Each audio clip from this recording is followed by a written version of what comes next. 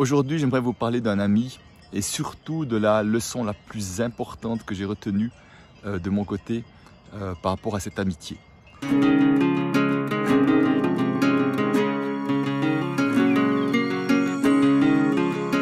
Avant cela, je suis donc Christian Junot, expert de la relation à l'argent en francophonie et puis surtout aussi un amoureux de la nature, comme vous voyez là où je suis en montagne.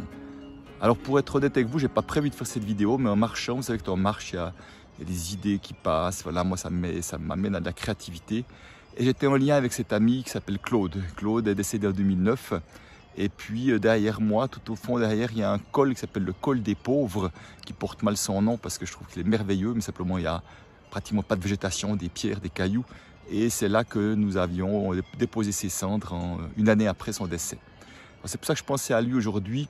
Et j'ai envie de vous parler de lui, mais déjà avant de dire 2-3 mots sur ce qui m'a apporté de si précieux dans ma vie et en quoi il était si important pour moi, j'aimerais vous partager quelque chose qui est pour moi important de se souvenir encore et encore. C'est que un jour, j'ai eu une envie spontanée comme ça de lui exprimer ma gratitude. Alors je lui ai téléphoné, je dis est-ce que tu es là parce qu'il habitait le même village, grand village que moi. Tu es là ce soir? Il m'a dit oui, je suis là. Je dis oh, bouge pas, je viens avec une bouteille. On aimait bien boire une bouteille de vin de temps en temps ensemble. Et puis voilà, je l'ai rejoint. Son épouse également était là par moment aussi pour être là avec nous. Et voilà, je lui ai dit à un moment donné, ben, si je suis là, c'est uniquement parce que j'ai envie d'exprimer ma gratitude pour tout ce que tu m'as apporté dans ma vie. C'est juste incroyable, tout ce que j'ai reçu de toi, à travers qui tu es, à travers tes partages, à travers ton histoire de vie que tu m'as... Et la manière dont tu m'as ouvert ton cœur, c'est que Claude était quelqu'un de tellement bienveillant, tellement dans l'accueil, on se sentait pleinement accueilli dès qu'on le voyait, à travers son sourire, son regard, sa poignée de main ou son hug, il y avait vraiment quelque chose qui passait tout de suite à la seconde.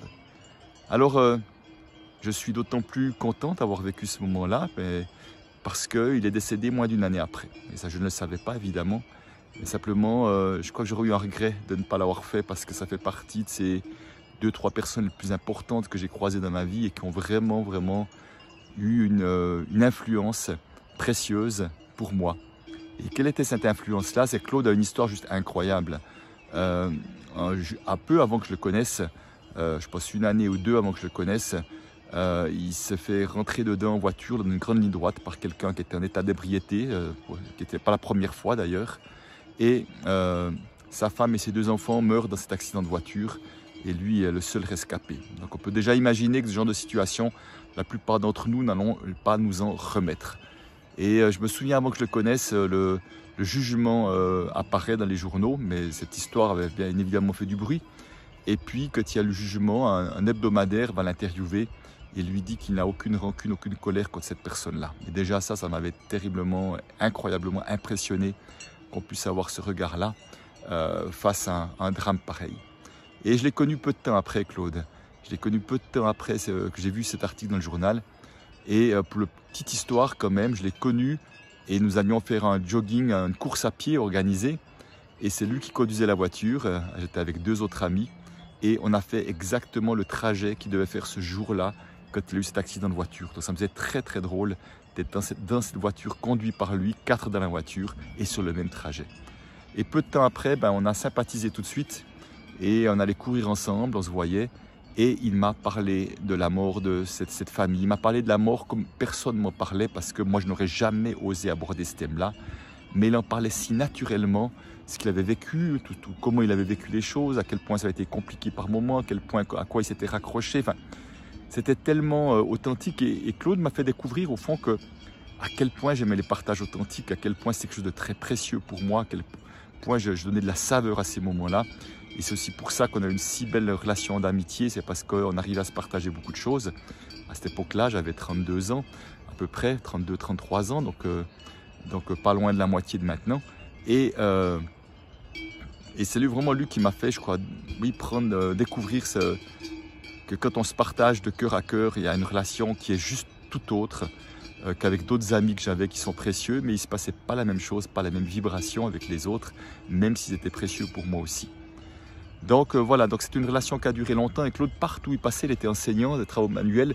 Dans le collège où il était, c'était la personne que tout le monde écoutait, c'est la personne auquel tout le monde allait se référer, c'est la personne quand lui prenait la parole, il y avait vraiment une influence.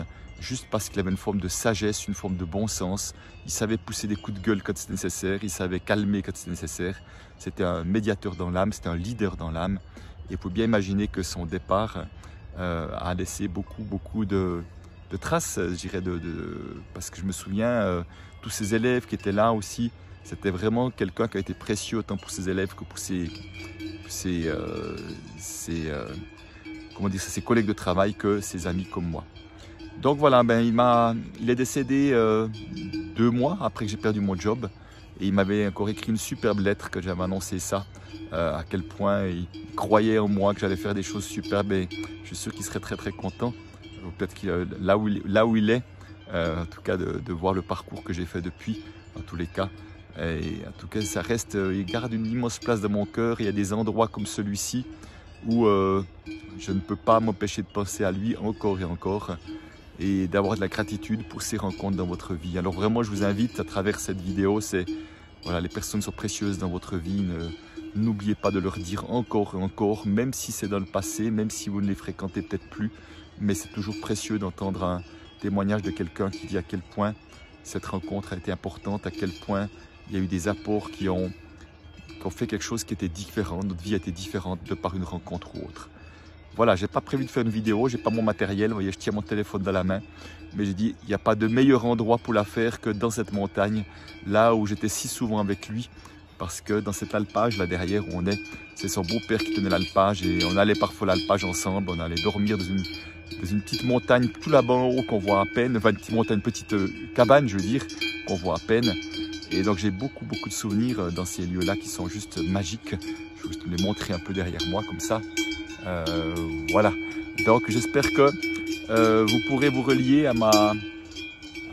une certaine émotion qu'elle a d'ailleurs pour moi aussi, mais aussi à mon envie de célébrer la vie à travers cette amitié-là, et que ça vous donnera envie peut-être de célébrer la vie vous à votre tour. Il y a des vaches qui doivent s'approcher, j'entends le bruit des cloches toujours plus fort. Je vous laisse. Allez, ciao.